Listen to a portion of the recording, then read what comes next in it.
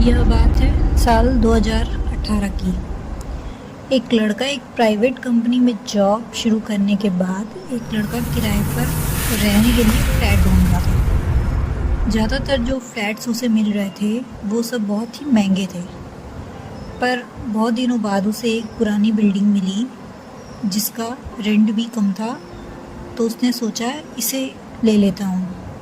पर वहाँ पहुँचते मकान मालिक ने उसे बताया कि जो पहला किराएदार था छठी मंजिल पर, वो ज़्यादा दिन नहीं टिका और रातों रात चला गया। पुरानी बिल्डिंग थी लेकिन ठीक ठाक हालत में थी। लिफ्ट अक्सर काम नहीं करती थी, इसलिए सीढ़ियों से ही ऊपर जाना पड़ता था। जब पहली बार वो लड़का फ्लैट देखने गया तो छठी मंजिल पर पहुंचते ही अजीब सा सन्नाटा और हल्की ठंडक महसूस हुई। जैसे ही उसने फ्लैट का दरवाज़ा खोला, एक ठंडी हवा का झोंका अंदर से निकला, जबकि कमरे बंद थे। फ्लैट अंदर से ठीक ठाक था। 2 कमरे, एक बालकनी और एक किचन।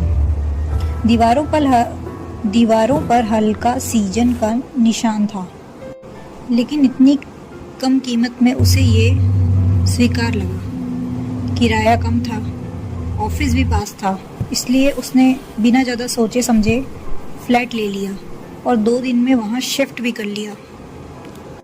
स्टार्टिंग में तो सब नॉर्मल लगा, लेकिन तीसरी रात कुछ अजीब घटा।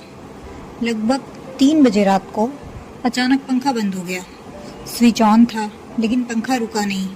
स्विच बंद करके दोबारा चालू किया तो पंखा चल पड़ा। तभी बालकनी का दरवाज़ा तेज़ आवाज़ के साथ अपने आप खुल गया। बाहर हवा बिल्कुल नहीं थी। उस समय तो इसे इत्तेफाक मानकर टाल दिया गया। अगली रात नींद के दौरान एक अजीब सपना आया। एक औरत जो सफ़ेद साड़ी में थी, चेहरे पर धुंध छाई हुई थी, लेकिन आंखें साफ दिख रही थी, गहरी, लाल और गुस्से से भरी हुई। वो कुछ बोल रही थी पर आवाज़ नहीं सुनाई दी। जैसे ही वो चेहरे के पास आया लड़का, अचानक चीख सुनाई दी और नींद टूट गई। घड़ी देख गई। उसने घड़ी देखी, ठीक 3:03 हो रहे थे।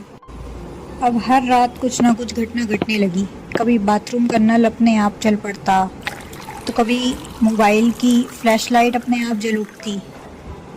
एक दिन किताबें अलमारी से खुद गिर पड़ी। सबसे अजीब बात ये थी कि घर में कोई आता जाता नहीं था। पहले लगा कि शायद थकान या तनाव की वजह से ये सब हो रहा है, लेकिन धीरे धीरे घटनाएं जो है वो बढ़ती चली गईं। एक बार उसका एक दोस्त जो था वो रात को रुकने चला गया उसके पास। रात के वक्त उसने बताया कि कमरे के कोने में कोई खड़ा दिखाई दिया। एक औरत जो एकटक देख रही थी। लाइट जलने पर वहाँ कोई था नहीं, लेकिन उसके कहने का अंदाज डर से भरा हुआ था। सुबह होते ही वो दोस्त चला गया और फिर कभी वहाँ रुकने की बात की तक नहीं उसने। फिर 6th फ्लोर के बाकी फ्लैट्स में रहने वालों से जब उसने बात की तो सबने कुछ ना कुछ अनकही बातें कही उससे। किसी ने कहा कि उस फ्लैट में पहले एक लड़की रहती थी, पायल नाम था उसका, बहुत ही शांत स्वभाव की थी, लेकिन एक रात अचानक छत से गिरकर उसकी मौत हो गई, ऐसा उन लोगों ने बताया।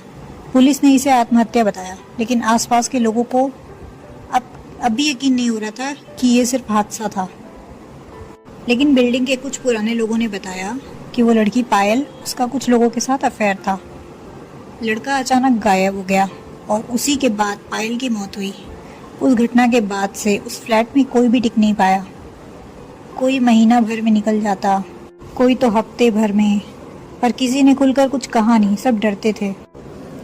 और एक रात तो कुछ अलग ही घटना हो गई। दीवार पर टंगी घड़ी अचानक नीचे गिर गई और उसके अंदर से एक पुरानी फोटो निकली। उसमें पायल एक लड़के के साथ थी। लड़का किसी प्रॉपर्टी डीलर जैसा लग रहा था। फोटो की पीछे की ओर एक नाम लिखा था, नवीन। यही नाम पड़ोस की आंटी ने भी लिया था। उस फोटो को पास के मंदिर में ले जाकर पंडित जी को दिखाया गया। उन्होंने बताया कि वो आत्मा बंधी हुई है, अधूरी, टूटी हुई और बदले की आग में जलती हुई। उसका कोई अधूरा काम या न्याय बाकी है। जब तक उसे न्याय नहीं मिलेगा वो शांति से नहीं जाएगी। पंडित ने हवन कराने की सलाह दी सबको। हवन कराया गया और कुछ दिनों तक कोई घटना नहीं घटी। सब कुछ सामान्य सा लगने लगा। लेकिन एक रात फिर वही सपना आया, वही औरत, वही लाल आँखें। लेकिन इस बार तो वो गुस्से में नहीं थी, वो दुखी लग रही थी। उसने एक ही बात दोहराई, जिसने मुझे मारा उसे सज़ा दिलाओ। इसके बाद नवीन को ढूंढने की कोशिश की गई। थोड़ी मेहनत के बाद पता चला कि वो अब गुड़गांव में प्रॉपर्टी डीलिंग का काम करता है। मुलाकात का बहाना बनाकर उससे संपर्क किया गया। पहले तो वो सामान्य बात करता रहा, लेकिन कुछ दिनों बाद शराब के नशे में उसने वो बात कह दी जिसे सुनकर रूह कांप गई। नवीन ने कबूल किया कि पायल उसे शादी के लिए मजबूर कर रही थी। उसकी इज्जत और करियर दोनों को खतरा था, इसलिए उसने गुस्से में उसे छत से धक्का दे दिया। वो उसे मरते हुए देख रहा था, लेकिन किसी को कुछ बताया नहीं। बाद में पुलिस को झूठी कहानी सुना दी और मामला रफा दफा हो गया।